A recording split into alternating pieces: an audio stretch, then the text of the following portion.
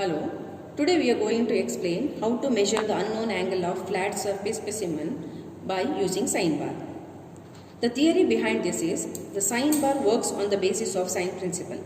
It states that the ratio of length of the two sides of right angle is deriving a given angle. The measurement is limited to 45 degree from loss of accuracy point of view. The sine bar itself is not a complete measuring instrument. Slip bars are made from high carbon, high chromium corrosion resistant steel. The slip gauge and the datum surface on which they stand form a right angle triangle. Now from the simple trigonometric relation, we can find out the angle as sin theta is equal to height of the slip gauge divided by length of the sine bar. Now let us start with the experiment. The first step is set the sine bar on the surface plate. Next, measure the distance between the roller centers of sine bar.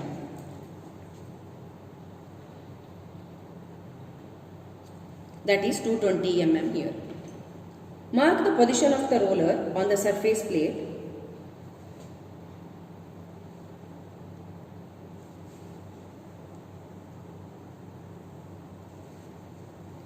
Find the actual length of the taper under test, that is a specimen, by using vernier caliper.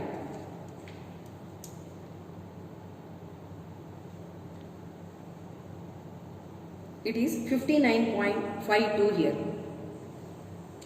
Then find out the thicknesses T1 and T2 of the specimen under test. T1 is equal to 17.26.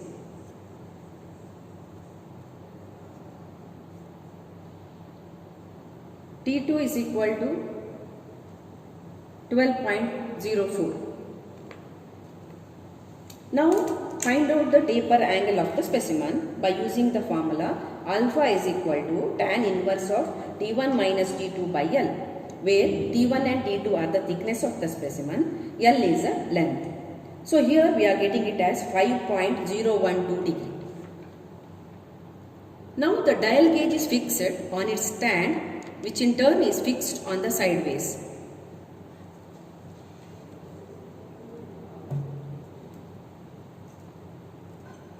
Note down the least count of the dial gauge used.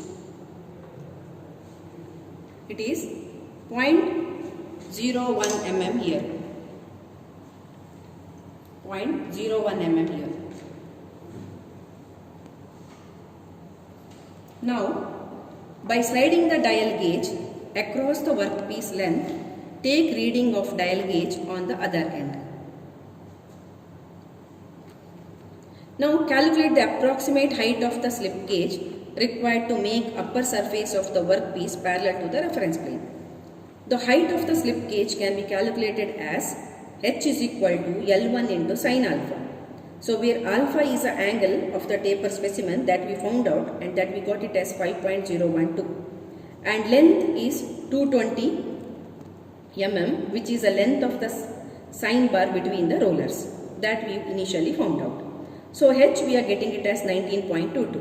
Now using the slip gauge, get the approximate height as 19.22. So here you need to use the combination of slip gauges.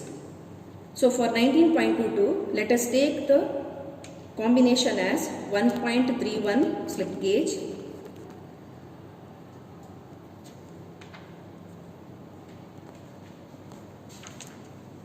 (1.5) plus 6 plus 10.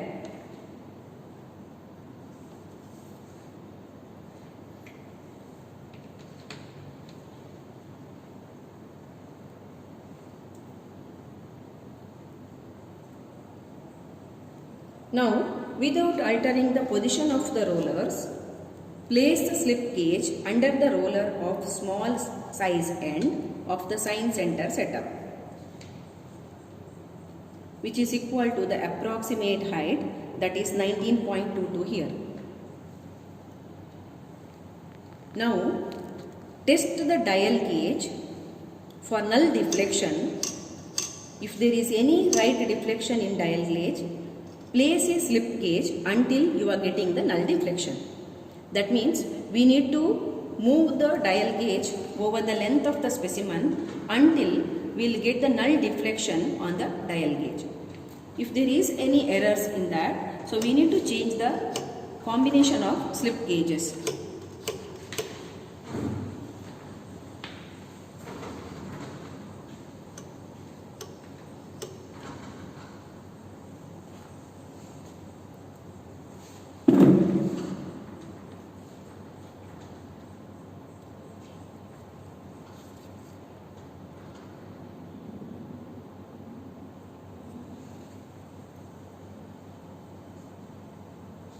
So here we need to change the combination of slip gauge until we are getting the null deflection in the dial gauge.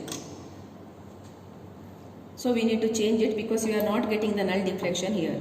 So we need to change the combination.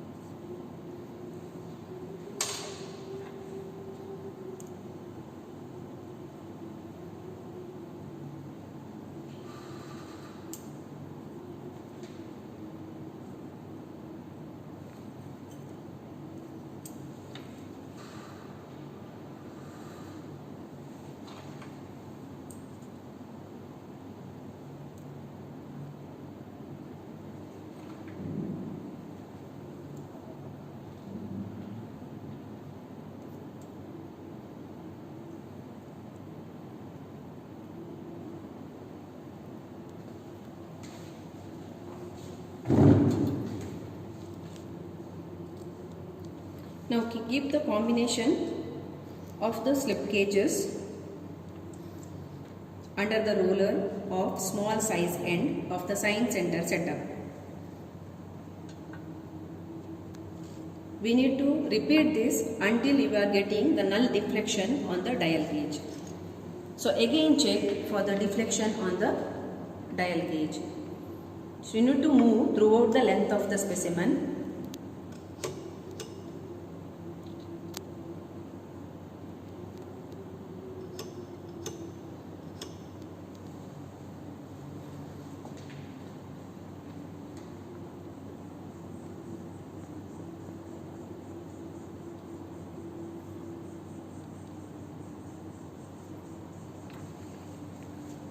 Final height of the slip gauge is obtained by getting the null deflection on the dial gauge for the full length of the specimen.